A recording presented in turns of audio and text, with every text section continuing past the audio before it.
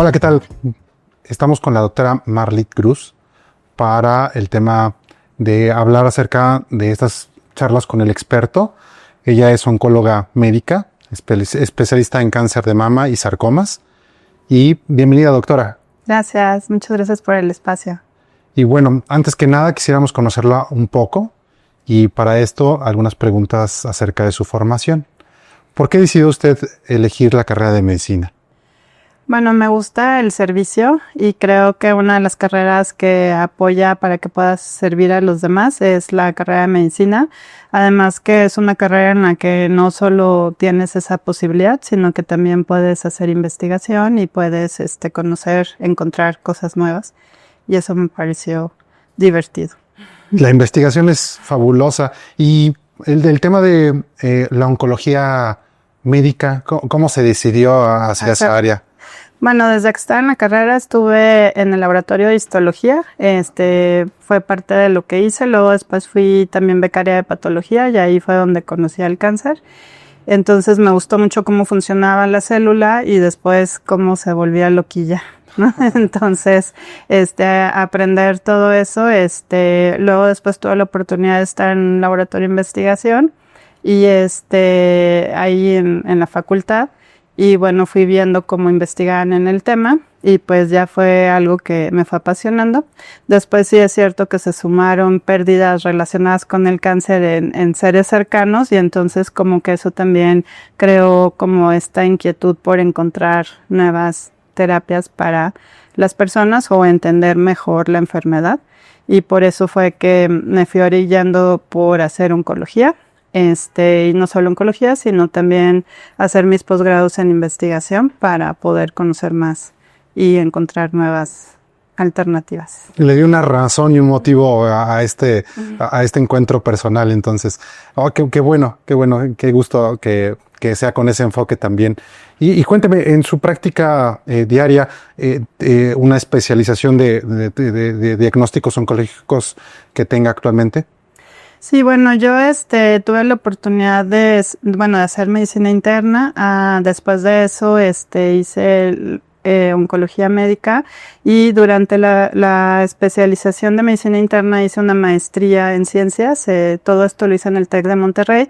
Posteriormente oncología lo hice en el Salvador Subirán y ahí teníamos oportunidad de ir a los laboratorios, de hacer cosas y bueno, estuve ahí con un doctor que quiero mucho, que nos dio la oportunidad de estar por ahí y el doctor Centella pues siempre nos abrió las puertas y nos permitía como compaginar a los que teníamos inquietud clínica y de traslación, estar ahí.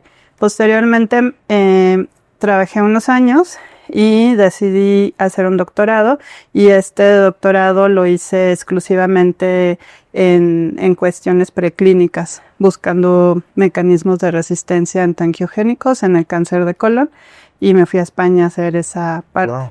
¿No? Entonces así fue como yo he tenido la oportunidad pues de ser un híbrido, o sea me gusta la clínica, disfruto mucho estar con mis pacientes y busco la forma de que juntos encontremos el camino para que tengan una buena calidad de vida y podamos apoyar en sanar, ¿no? He ido aprendiendo que hay cosas que son más fáciles llamar sanación que llamar curación, porque bueno, en mi área luego a veces es complicado, pero buscamos ir sanando cosas y en la medida de lo posible preservar calidad de vida y pues vivir, ¿no? Y y bueno, pues también pues tengo la oportunidad pues de tener esta otra formación en la que también sé hacer algo de ciencia básica o al menos entiendo a las personas que hacen ciencia básica y puedo apoyar a que las cosas se trasladen más rápido a la clínica. Excelente. Y en su práctica diaria, ¿qué es lo que más ve de diagnóstico? Bueno, ahorita tengo la oportunidad por las mañanas de trabajar en un instituto donde solo se ven tumores musculoesqueléticos. Entre ellos, pues los tumores musculoesqueléticos están los sarcomas. Los sarcomas son unos tumores que crecen en cualquier célula que tengamos en el cuerpo, pero bueno, les gustan mucho los tejidos de sostén como los músculos o los huesos, ¿no? Entonces, pues bueno, en las mañanas hacemos esta parte con los pacientes que padecen esta enfermedad. Va a haber tumores benignos y tumores malignos y pues apoyamos a los pacientes en estas dos cosas. Se hace pues la práctica clínica y la investigación por las mañanas y por las tardes pues tengo la oportunidad pues ya de tener más diversa la consulta y bueno, ahí pues puede haber pacientes con cáncer de mama, gastrointestinal, pero es cierto que también tengo la oportunidad también de apoyar a pacientes con sarcomas por las tardes. Entonces, pues esas son como mis especialidades. Y últimamente hemos estado tratando de impulsar mucho pues la medicina integrativa, que incluye el estilo de vida en los pacientes que padecen cáncer, para pues justo esto, dar más soporte a la calidad de vida y ayudarles a que sean menos fuertes los tratamientos, a que estén más fuertes para recibirlos, por decirlo, y pues que eso también se traduzca en calidad de vida y en que puedan vivir más tiempo. Excelente. Vamos a hablar un poquito acerca del panorama general del cáncer, y en este tema quisiera preguntarle acerca de cómo usted define el cáncer. ¿Cómo podríamos explicar de una forma muy comprensible qué es el cáncer? Muy bien, pues bueno, el cáncer es las células todas tienen una comunicación en donde tienen una superficie que van a tener unas antenitas en esa superficie que van a mandar como un mensaje, como si encendieras un switch de la luz y pues va pasando la electricidad y llega pues a un sitio donde ya de ahí dice hay que prender la luz, ¿no? Entonces en el caso del cáncer pues están esas antenitas que van a transmitir la información y van a llegar al núcleo, que es donde pues va a mandar el mensaje para que tengamos proteínas y la célula pueda trabajar.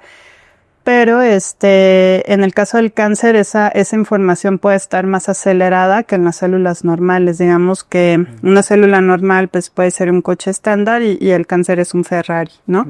Va más rápido, entonces hace procesos más rápidos para crecer, para formar vasos sanguíneos para tener de dónde comer, empieza a decirle a las células que viven al lado, hazme una casita bonita para poder vivir, y entonces digamos que se empieza a perder esa anatomía o esa circunstancia normal de las células cuando vivían ahí antes de estar transformadas. Entonces básicamente el cáncer, esa sería la definición, una célula transformada que ahora hace actividades más rápido que una célula normal y que va a buscar sobrevivir por todo, o sea, él quiere vivir o esa célula quiere vivir y entonces va a empezar a utilizar a su ambiente y a la persona donde vive para poderse nutrir, y eso cambia muchas cosas en el cuerpo y pues por eso es que luego más adelante pudiera haber un deterioro pues por esa rapidez con que empiezas a tomar los nutrientes del cuerpo de esa persona, ¿no? Wow, es espectacular cómo lo explica en el tema de este microambiente que se va formando. ¿Y cuál sería hoy en día, porque hay más frecuentemente el tema de cáncer o la presencia de cáncer en la población? Bueno, una es porque lo hablamos, ¿no? La verdad es que desde los egipcios hay dibujos en lo que ellos tenían de cuestiones de mujeres con cáncer de mama, incluso de tumores óseos. O sea, sí había información en el pasado, pero pues estamos de acuerdo que no podía ser tan fácil que llegara así como que todo el mundo lo supiera. Ahora tenemos la ventaja de los medios de comunicación y ahora las redes sociales y pues la inteligencia artificial, y entonces ahora está como muy potenciado saberlo. Entonces creo que una es tener acceso a la información y eso ha sido un cambio para tener estos datos ahora. Pero también es cierto que hemos cambiado, ¿no? Pues ahora vivimos muchas personas en un solo lugar, estamos como el cáncer en un solo lugar, tratando de vivir todos apretados, y luego pues vamos generando sustancias al medio ambiente que al final hacen que cambien las cosas del medio ambiente. Vivimos más cerca de las fábricas, por ejemplo, donde inevitablemente hay tóxicos que se derraman y que al final contaminan el agua y que pues cuando tomamos agua de esas fosas o de esas, pues no sé, cercanías de una fábrica, pues eso puede cambiar, a los niños, por ejemplo, el código genético y cuestiones que antes nos tendrían que proteger. También las sustancias que inhalamos, pues no es lo mismo inhalar el aire de la Ciudad de México a inhalar el aire de un pueblo, entre comillas, porque también en los pueblos hay mucha quema para los cultivos y demás, y casi todos esos productos de las combustiones, ya sea de fábricas o de leña o de lo que sea que se queme, pues al final producen tóxicos que estamos inhalando. Y bueno, pues a eso se agrega pues todos los plásticos que tenemos ahí, que ya se fueron a los océanos y que básicamente ya es bien difícil comerte un pez sin tener un residuo de plástico, ¿no? También pues todo lo que dice la gente acerca de esto de querer que tengamos mucho alimento, por ejemplo cárnicos, y entonces eso hace que produzcas más pollitos o más gallinas o más ganado, y para eso pues inyectan sustancias o se cambian los alimentos para poder tener como una gran producción. Los pesticidas también pues tienen una influencia, entonces digamos que sí está relacionado con el ambiente, y también hay otro punto muy importante que son nuestros hábitos. Entonces, la vida como la tenemos ahora ya no es como antes, que antes éramos campesinos o agricultores o ganaderos, y entonces nos movíamos mucho o hacíamos muchas cosas de fuerza y teníamos que, pues no sé, seguir ocupando nuestro cuerpo. Ya ahora más bien hacemos muchas cosas sedentarias y pasamos muchas horas sentados o muchas horas en el transporte público, y eso nos limita mucho el tener actividad física, y obviamente nos lleva también a lo mejor a tomar decisiones de alimentación que no son necesariamente las más saludables, y dentro de eso pues vamos a elegir alimentos procesados, y esos alimentos procesados pues también pueden hacernos daño, ¿no? Entonces digamos que también nosotros hemos ido cambiando esa parte, y además antes teníamos la oportunidad de hacer contemplación, de platicar con la gente, de poder tener comíamos en familia, buscábamos aunque fuera una hora para comer en familia. Entonces se ha visto que hemos perdido lo social, hemos perdido la cuestión pues de rutinas, de hábitos de comida, de comer a nuestras horas, y también hemos agregado mucho estrés a nuestra vida por la cantidad de actividades que hacemos, ¿no? Y pues el bullicio cuando estamos en las grandes ciudades y demás. Entonces todo eso se suma a que ahora puede haber más cáncer, ¿no?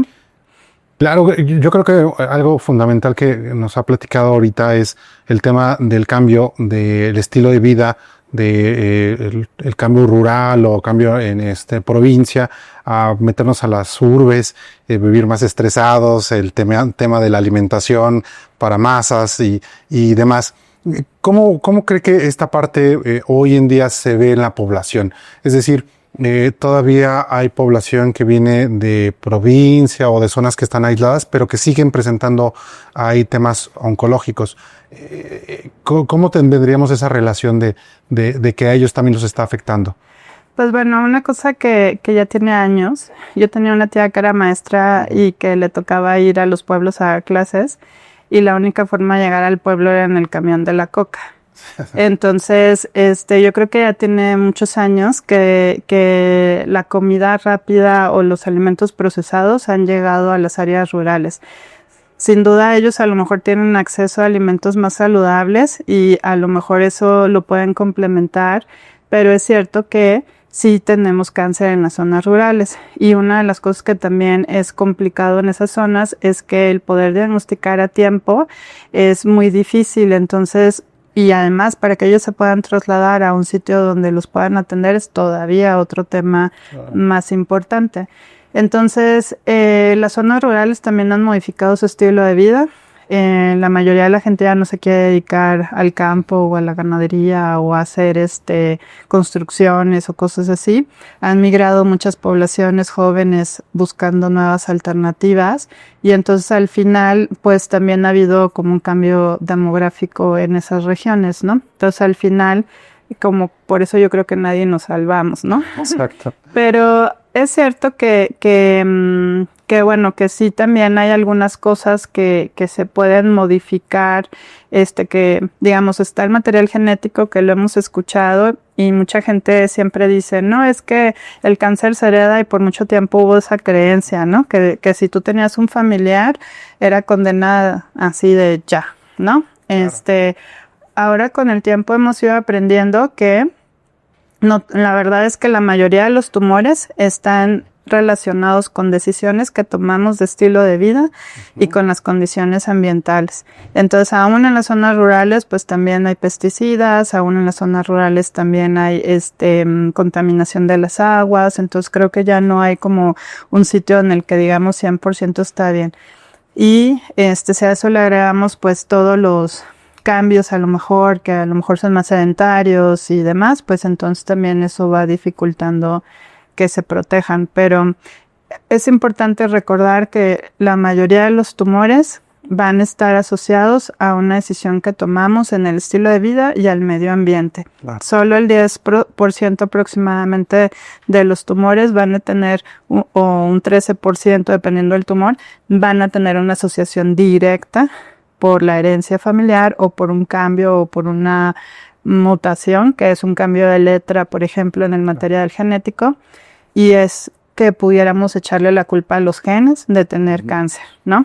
Pero aún teniendo esa información genética en nuestro cuerpo, si nosotros tuviéramos decisiones más acertadas, hay unos switch que están afuera de los genes, que ahora conocemos como epigenética, y esos switch se prenden o se apagan de acuerdo a las decisiones que tomamos, ¿no? Entonces, seguimos siendo responsables de que si teníamos herencia de un gen que pudiera ser que codificara para un tumor, ese gen podría estar relativamente apagado si nosotros tomamos decisiones más certeras y a diferencia de si no estamos siendo responsables en algunas decisiones. Ojo, también no acuso a nadie, ¿no?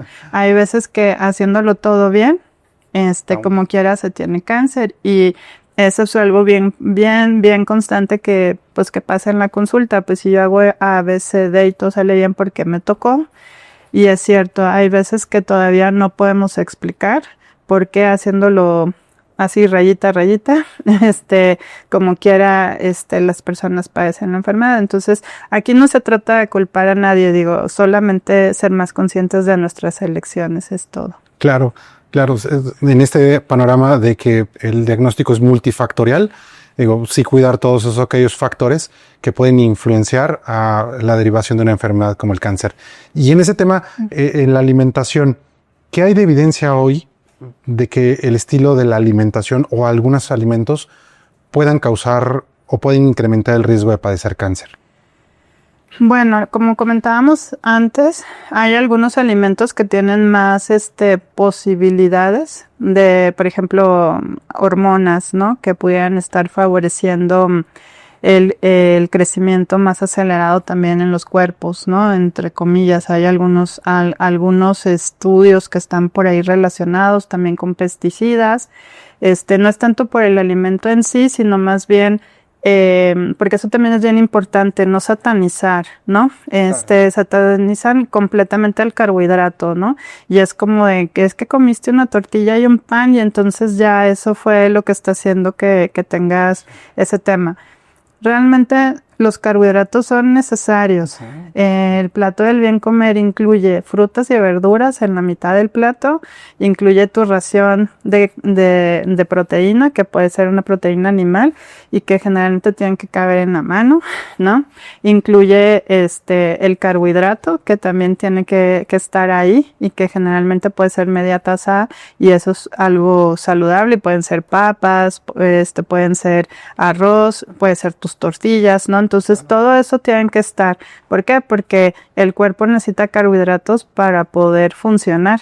Si no tenemos todos los alimentos ahí, pues es todo un problema. La situación es cómo estuvieron esos alimentos.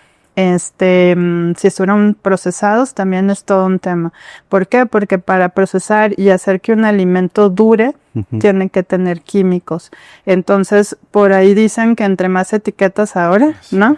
O entre más nombres raros tenga atrás en la etiqueta, pues es de los alimentos que más se recomienda no comer. El problema está que muchos de esos alimentos los estamos empezando a consumir desde que somos niños. Y entonces esos switch que les estaba yo contando que sirven para controlar la expresión de algunos genes se empiezan a desregular desde la infancia. Y pues en México tenemos el orgullo de ser el país con mayor obesidad en el mundo desde el punto de vista infantil. Entonces las decisiones que estamos tomando los padres y las madres de llevar a nuestros hijos en la vida rápida que tenemos, pues sí están haciendo un cambio en las nuevas generaciones. Entonces, entre menos etiquetas y entre menos sustancias, mejor. Claro, y sobre todo porque vamos al supermercado, leemos la etiqueta y tiene una cantidad de suplementos o más bien de ingredientes que ayudan a preservar. Y si este alimento no se echa a perder en 2 años, pues ya quiero creer que tiene para que no se pueda echar a perder, ¿no? Entonces, sí, las vigencias tan altas. Hay unos alimentos, salados, ¿no? Que son los que también se ha visto con cierto riesgo. Por ejemplo, los alimentos como las carnes estas de los españoles, ¿no? Las carnes ahumadas.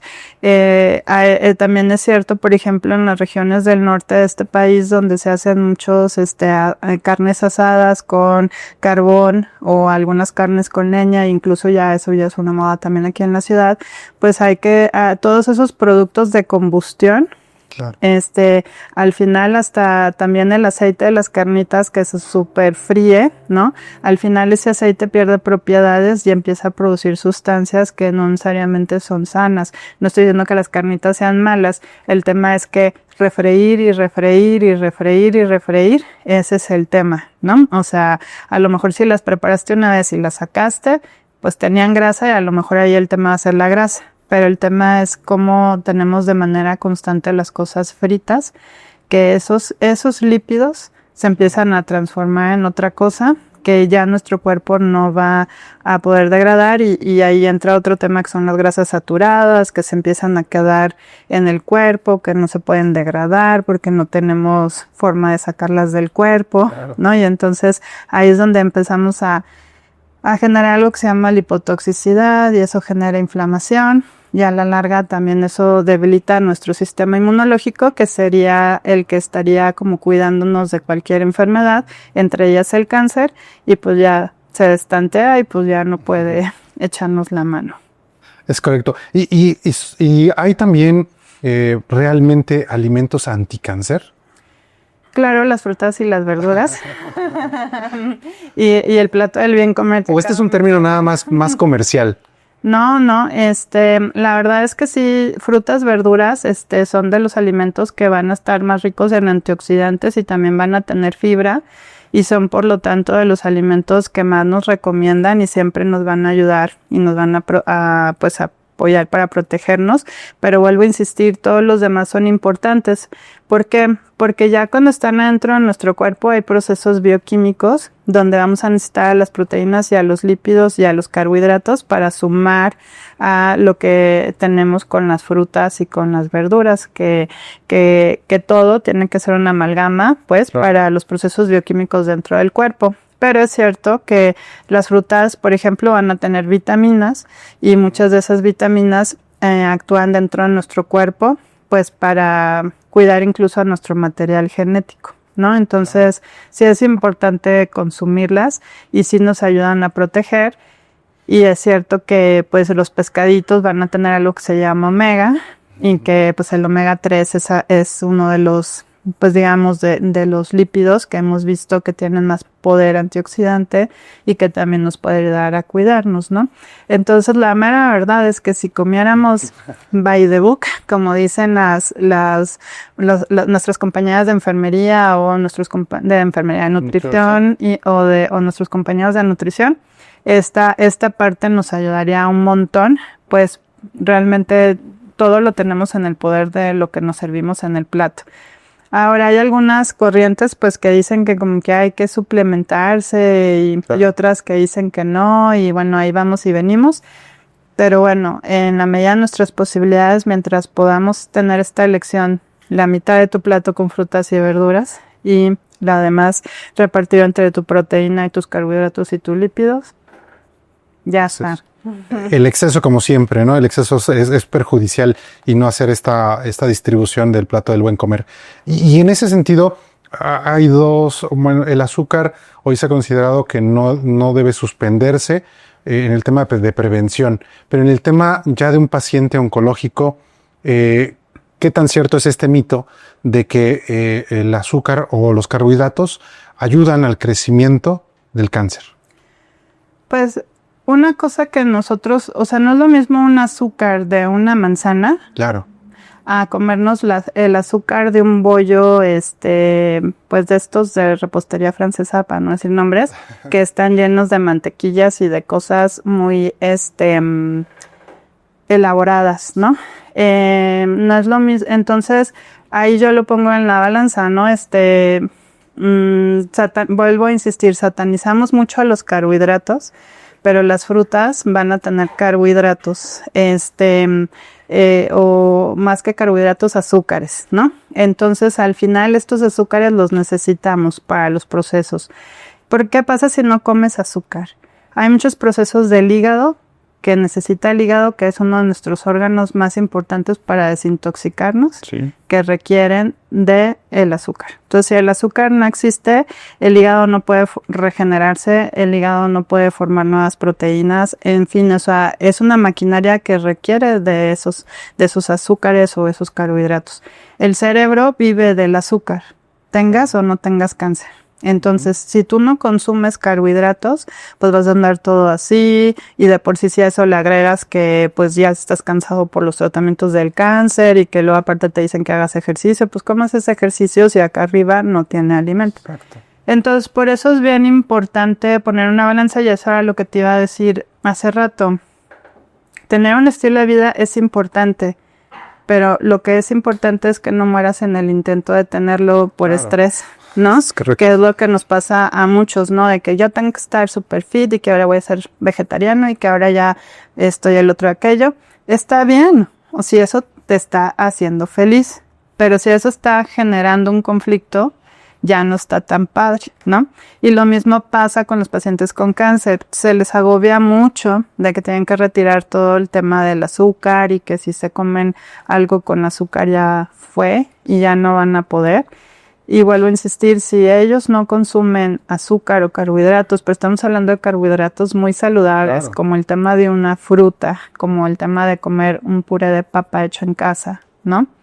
Si ellos no lo comen, muchos procesos bioquímicos no van a suceder y en lugar de ayudarles, los estamos deteriorando y nos estamos acabando su músculo, que es una de las cosas más importantes a evitar en un paciente con cáncer, la sarcopenia, ¿no? Entonces, sí hay que comer carbohidratos. El chiste es elegir carbohidratos saludables. Es correcto, ¿no?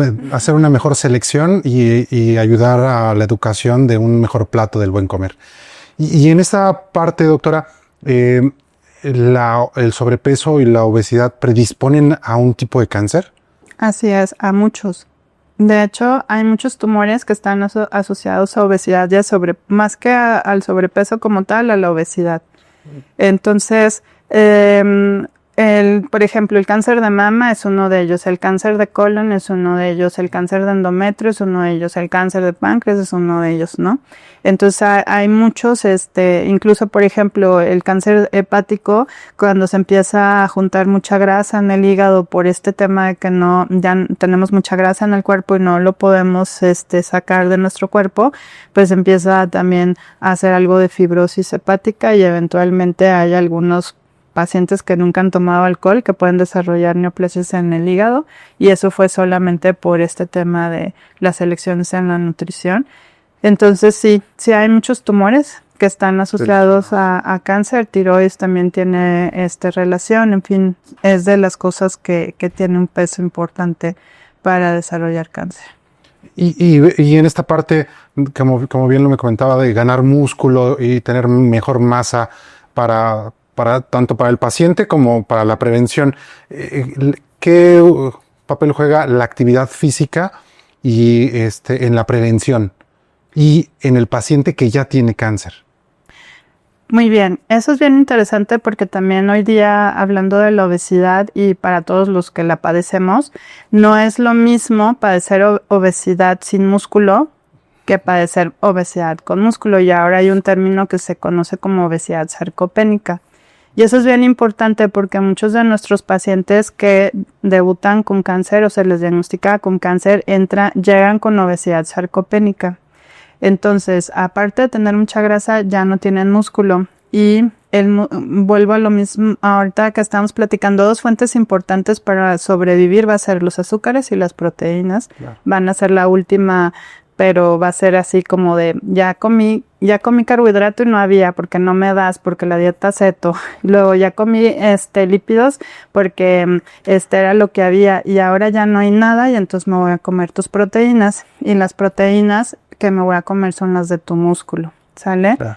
Entonces, si ya entras con obesidad sarcopénica a un diagnóstico con cáncer y a eso aparte le sumas que el cáncer se va a querer comer tu músculo, y si a eso le sumas que aparte los tratamientos pueden hacer que se deteriore más el músculo, pues entonces luego a veces es muy difícil ayudar a los pacientes para que no entren a un estado que se llama caquexia, que desafortunadamente muchas veces es la etapa terminal de los pacientes que padecen esta enfermedad.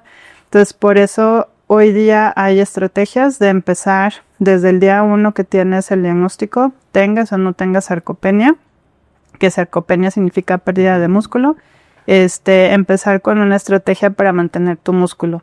Ahora, una de las cosas importantes, y eso también lo digo para los que están en los gimnasios, que sí, son los que muchas veces a los que recurren la mayoría de los pacientes, aquí son ejercicios para mantener el músculo. O sea, son de fuerza para mantener el músculo, pero sin que sea con un peso excesivo. Son ejercicios isotónicos para mantener el músculo. Sí se recomienda cierto cardio, pero no en exceso, porque lo que estamos buscando es mantener al cuerpo mientras están en quimioterapia. Ya en la etapa de supervivencia le pueden echar todos los kilos al asador si quieren, pero durante la etapa de tratamiento oncológico para los que tienen una enfermedad localizada, claro, es muy importante no desgastarte, pero estamos tratando de tener un equilibrio en la energía.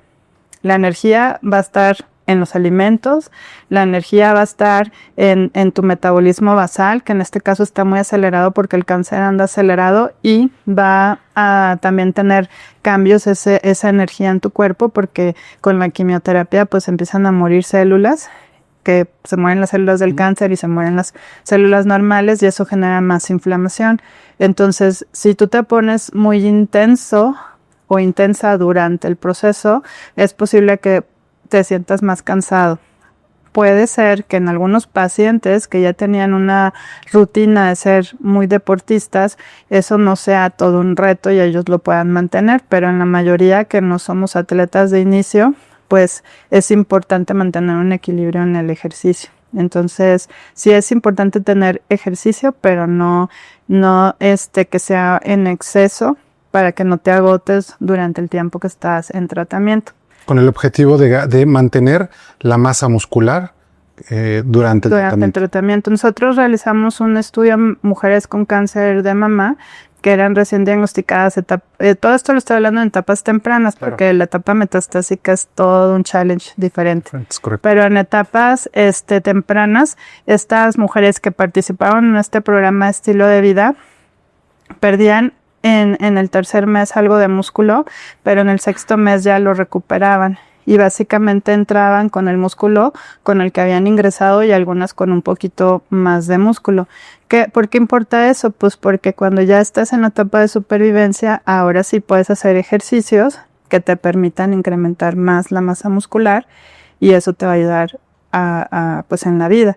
Y recientemente acaba de salir un estudio en cáncer de colon en pacientes que tenían este ejercicio durante el tiempo que estuvieron también en tratamiento y en su etapa de supervivencia, y ha sido igual esto subió la supervivencia en esos pacientes, wow, de manera increíble. Entonces, la verdad es que ya está cada vez más documentado ya en las guías clínicas cómo hacer los ejercicios, y yo invitaría a pacientes y a colegas a que revisen las guías de la Sociedad de Oncología Integrativa, que están junto con las guías de la Sociedad Americana de Oncología, y en esas 2 guías vas a encontrar los ejercicios que se te recomiendan en la etapa de quimioterapia, y vas a encontrar también los ejercicios que se te recomiendan durante la etapa de supervivencia. Wow, qué impresionante, porque de estos temas de movilidad, llevar una dieta saludable, hacer ejercicio, mantener músculo durante un tratamiento, permiten tener una prevención y un mejor desempeño o un mejor éxito en el tratamiento.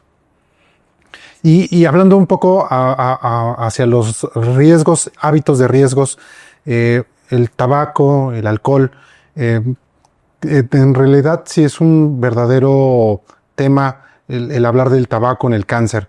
¿Cómo se relaciona el que fumen con el riesgo de padecer un cáncer? Pues el fumar está, ahora sí que incluso está en las cajetillas, ¿no? Fumar da cáncer. O sea, el tabaco tiene muchas sustancias que sobre todo en la combustión se activan, y esas sustancias se van a unir a ciertas otras sustancias que tú tienes adentro de tu cuerpo, y al final van a evitar que esas enzimas o esas sustancias que teníamos adentro para protegernos nos puedan proteger, ¿no? Claro. Van a deprimir al final el sistema inmunológico, y al final van a terminar haciendo un daño, ¿no? Que va a impactar en que eventualmente se pueda desarrollar un cáncer. Entonces, pues ya está comprobadísimo, y empezamos con el cáncer de pulmón, que, pues bueno, un porcentaje enorme está asociado a tabaco, ¿no? Pero de ahí pues nos podemos ir a cualquier tipo de cáncer, hasta el cáncer de vejiga, el cáncer de riñón, vaya que tumores que son menos frecuentes, van a estar asociados al tabaco. Entonces, no creo que exista hoy día alguien que te pueda decir que si estás fumando, no te vaya a dar cáncer, y creo que ahora mismo en la sociedad, con toda la información que tenemos, todos creo que estamos conscientes de que si agarramos un cigarro, da cáncer.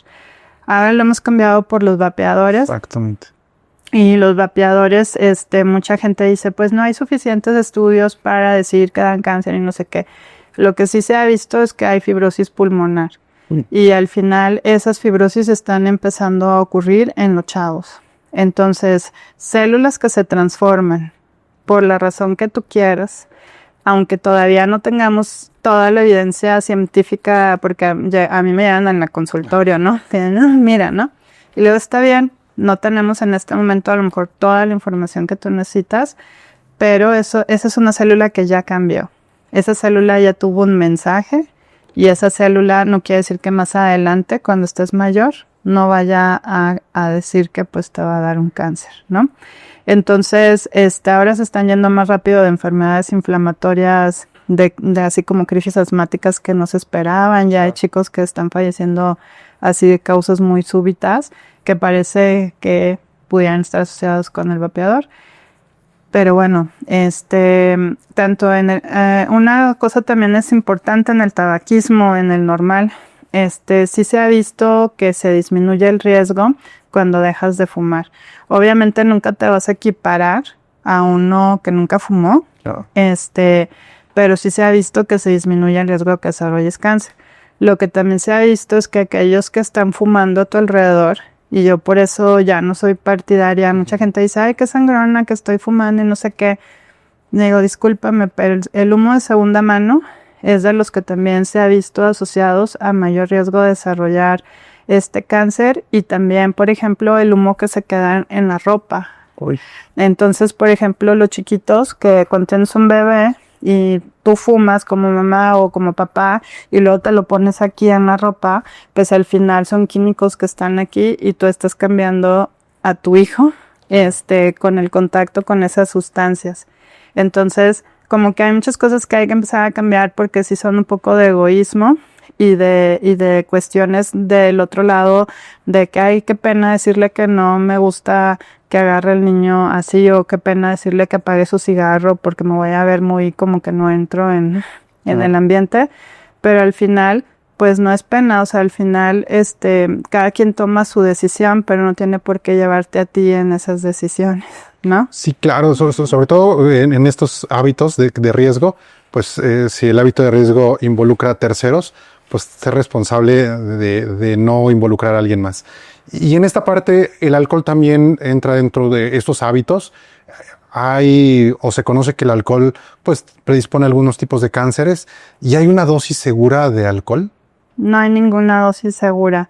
Antes, mucho tiempo, había esto de tu copita de vino tinto para el efecto antioxidante del vino tinto.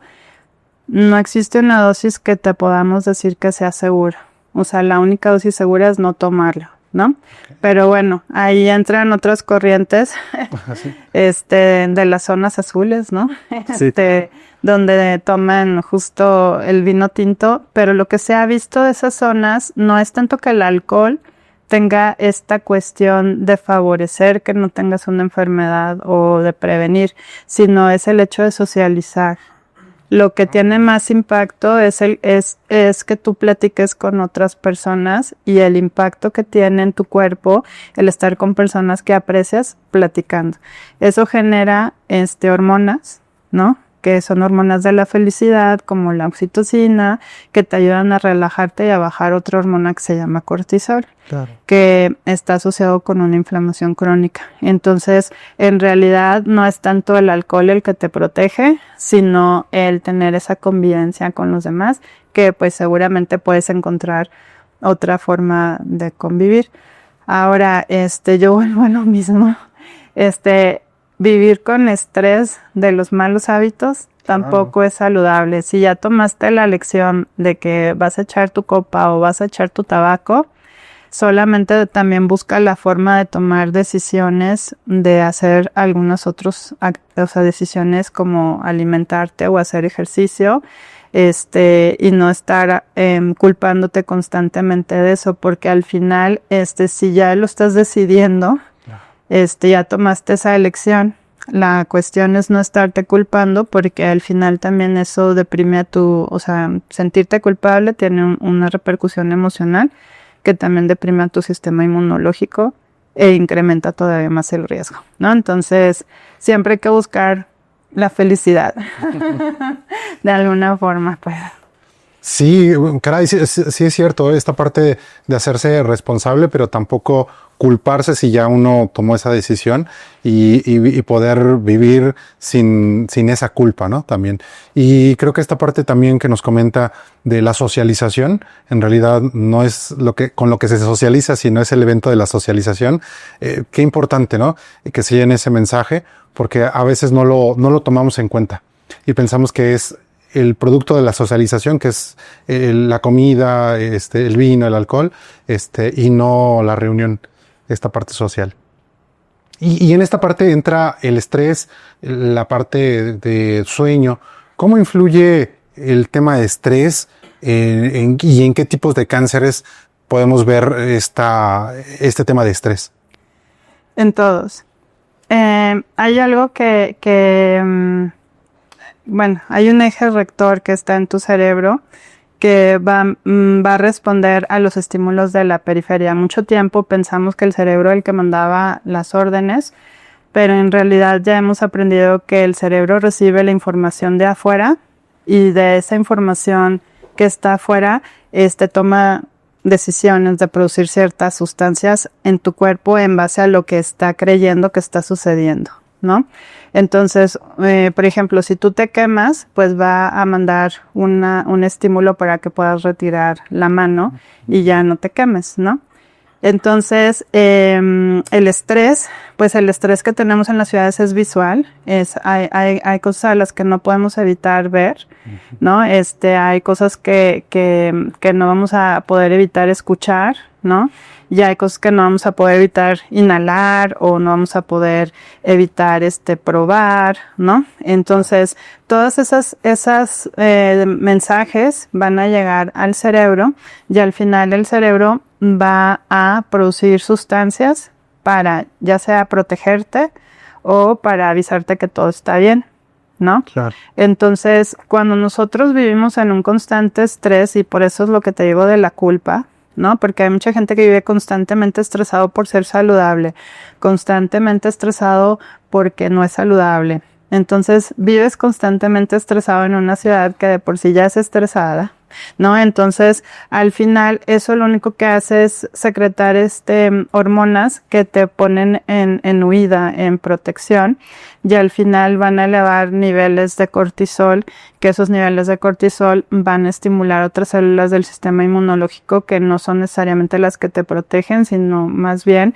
si se pierde un equilibrio entre las que todas te protegen, pero cuando se produce una inflamación crónica, que son ciertas sustancias que al final terminan atacando el cuerpo, que sí las necesitas, ¿no? Precisamente porque si no estarías muerto desde el mamut, ¿no? O sea, pero al final de cuentas, mantenerte en estrés constante y crónico es algo que al final deteriora tu sistema inmune y al final termina dañándote y permitiendo que cualquier enfermedad te pueda atacar, ¿no? Entonces, hoy día hay mucho esa situación y ahora es así que hasta los bichitos del intestino están involucrados y pues ya ahora sabemos de la microbiota y que es otro tema que nos podemos echar ahí, pero al final antes, por eso ahora es que existe esta técnica del mindfulness, ¿no? Que también está indicada en los pacientes con cáncer para manejo de estrés y ansiedad, sobre todo en el momento del diagnóstico,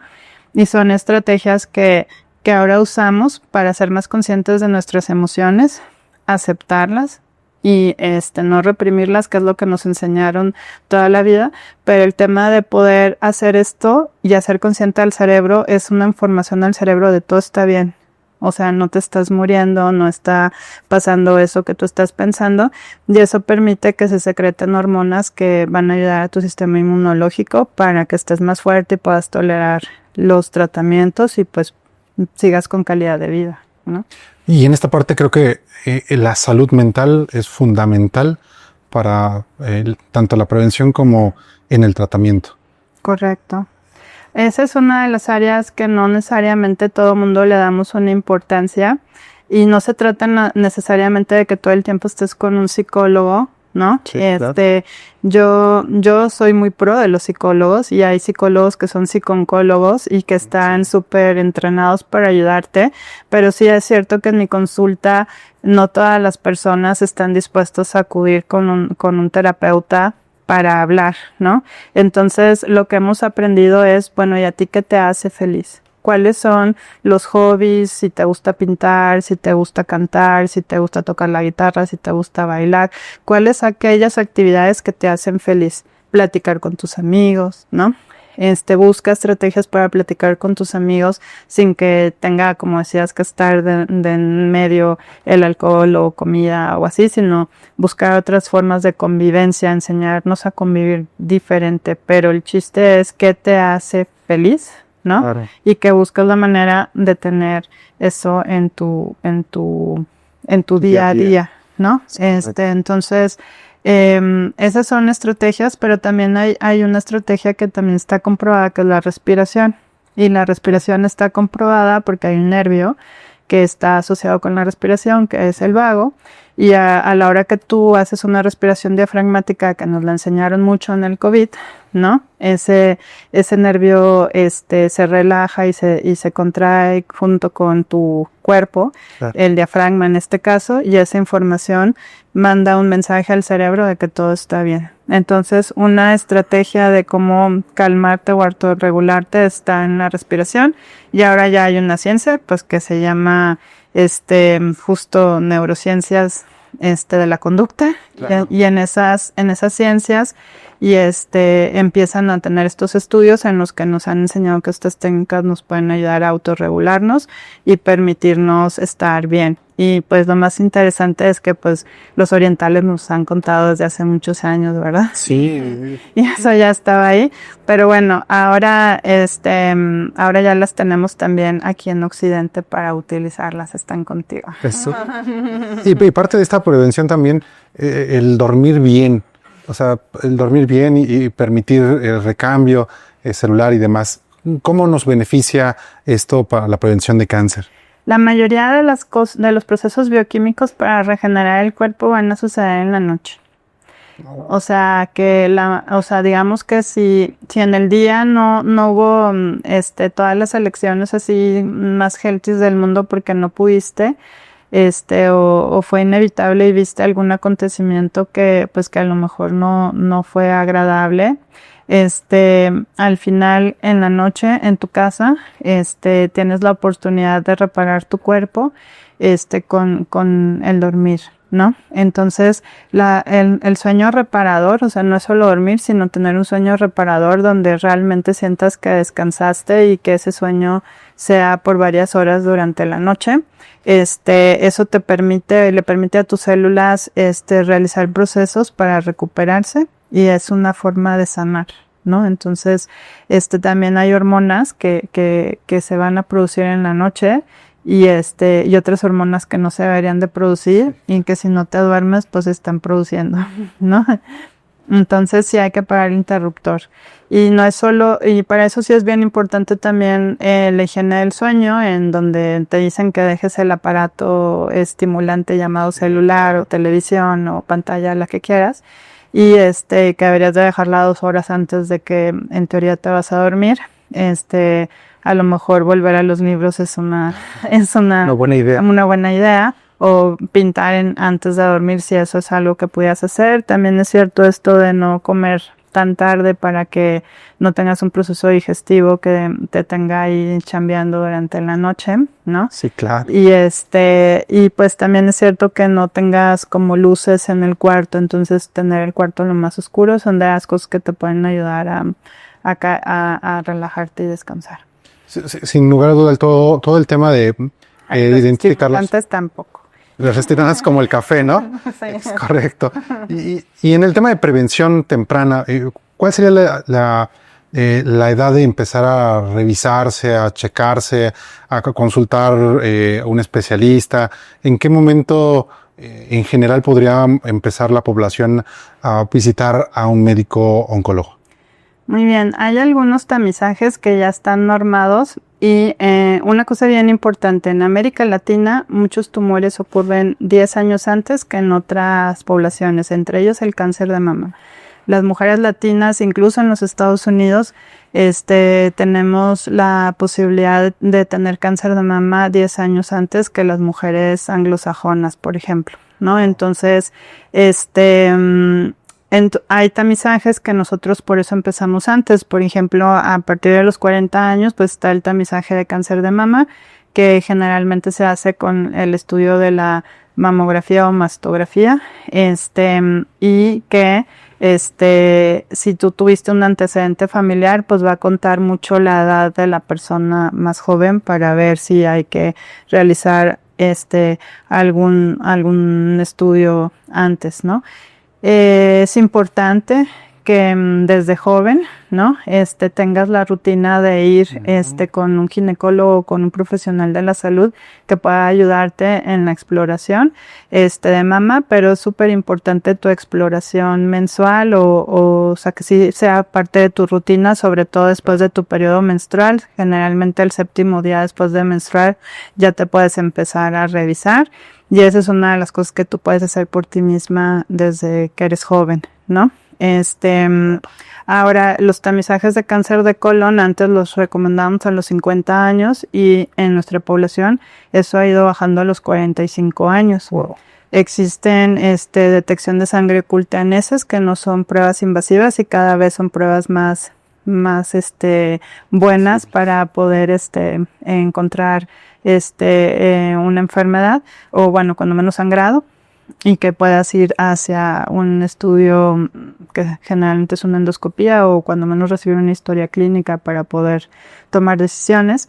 También es cierto que si tú tienes familia que ha tenido cáncer y fue gente joven, pues generalmente se recomienda que 10 años antes del caso más joven tengas estas pruebas, ¿no? Como la sangre oculta en heces, y también pues de la mano con tus doctores valorar la endoscopía o colonoscopía, ¿no? Otros estudios pues es la prueba del BPH, que pues todas las mujeres que ya hayan tenido relaciones sexuales están invitadas a realizarse esa prueba, ¿no? Y ahora también aquí está la vacuna, que es Claro. sin duda uno de los métodos de prevención que se ha encontrado para las mujeres, donde también los hombres contribuyen para evitar el riesgo de desarrollar estas lesiones por VPH en las mujeres, pero también los hombres se protegen de cáncer de pene y también esas vacunas protegen de cánceres de cabeza y cuello. O sea que la verdad es que la vacuna del VPH ha resultado una cuestión muy buena para Claro. nosotros. Y la verdad es que son temas interesantísimos con mucha información que podríamos desarrollar y platicar más extensamente. Si tuviera que resumir en un par de acciones que pudieran disminuir el riesgo de padecer un cáncer, ¿cuáles serían esas recomendaciones?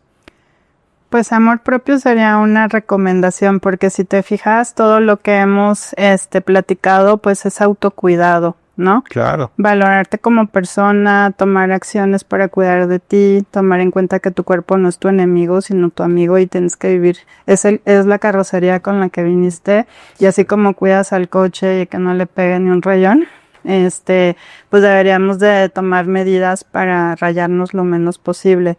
Los rayones van a ser inevitables en la vida y entonces hay profesionales de la salud que nos pueden ayudar con esos rayones, y también hay estrategias que tú puedes tomar para pues ayudarte a salir adelante cuando ha habido problemas que hay que solventar, o estrés o cuestiones como las que estamos platicando.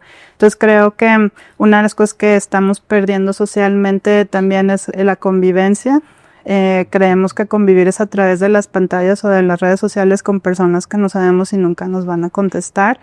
Ya hemos ido dejando de lado la convivencia humana cercana, ¿no? Sí. Con los seres que quieres, y hay cosas que no se van a poder solventar, pero con todo y eso, si tienes que convivir con alguien de manera virtual, es mejor convivir hablando que solamente a través de likes o cuestiones así. No estoy diciendo que sea malo tener estas herramientas en tu vida, solo que no sean el único medio de convivencia que puedas tener. Y tomando en cuenta todo eso, pues nos lleva a esto del estilo de vida, que realmente es lo que tenemos a la mano para poder prevenir. Excelente. Doctora, ¿algo más que quiera agregar? Pues también es importante que el cáncer es curable dependiendo la etapa en la que te encuentren, y muchas personas tienen mucho miedo y no se acercan por temor. Entonces, volviendo esto al amor propio, lo mejor que puedes hacer por ti es posible que esté sucediendo. Si da miedo, todos los que hemos tenido que hacernos una prueba por la razón que sea, hemos tenido miedo. No estás solo, te entendemos perfectamente, pero una vez que pasa ese miedo, y te acercas a un profesional o haces los tamizajes, se nos olvidó por ejemplo el antígeno prostático en próstata y las tomografías que hay que hacer en pulmón. Una vez que te animas a hacer ese paso, aunque te den una información que a lo mejor no era la que tú esperabas, Claro. también va a haber alguien que te pueda acompañar en el momento en que te den esa información. Generalmente te acompaña tu familia y tus amistades, entonces también para las personas que están acompañando a los pacientes con cáncer, tú también eres valioso, tú también eres valiosa, y se necesita que estés bien para que podamos apoyar a los pacientes. Entonces también el estilo de vida tiene que suceder en los cuidadores, y eso también es algo bien importante que suma para que haya un buen pronóstico en los pacientes con cáncer, y que aunque tengas una enfermedad metastásica que a lo mejor no vaya a ser curable, la calidad de vida está en tus manos, y cómo pasártelo digamos dignamente y feliz, porque hay quien, a pesar de tener una enfermedad metastásica, consigue encontrar las respuestas que muchos no nos encontramos en que nos hagamos en un vasito con agua. Claro. Hay personas que en esos procesos encuentran respuestas y logran tener una sabiduría muy, muy importante, ¿no? Entonces, también es importante no tener estigmas para los pacientes con cáncer, permitirles tener trabajo, y que no es una enfermedad contagiosa. que se puede abrazar, que se puede querer a un paciente con cáncer y que, pues, que hay que hablar del cáncer, porque mucha gente no quiere hablar al respecto y y la comunicación y que todos estemos enterados y si te sientes triste por eso, también la gente lo sepa y si si necesitas ayuda, pues que lo puedas pedir, ¿no? Claro, eso es importantísimo, que no están solos en estos temas, en estos diagnósticos, que hay profesionales como usted dedicados al tema del acompañamiento del paciente. ¿Y dónde la podrían encontrar? ¿En sus redes sociales? ¿En consulta con usted? A pesar de que dije las redes sociales sí tengo, no tengo necesariamente porque me encanta, sino porque los pacientes me lo han pedido. Claro. Y ya le he encontrado el gusto. La verdad es que son una buena herramienta para llegar a ustedes. Entonces sí están las redes sociales con mi nombre disponibles. Tenemos la oportunidad de trabajar aquí. CIPI forma parte de nuestra área donde tenemos la oportunidad de desarrollarnos y también nos puedes encontrar pues en los institutos donde laboramos y en los centros privados que también tenemos la oportunidad de trabajar. Excelente, doctora. Le agradezco mucho su tiempo, el poder venir a platicar con nosotros y muy buena tarde. Muchas gracias.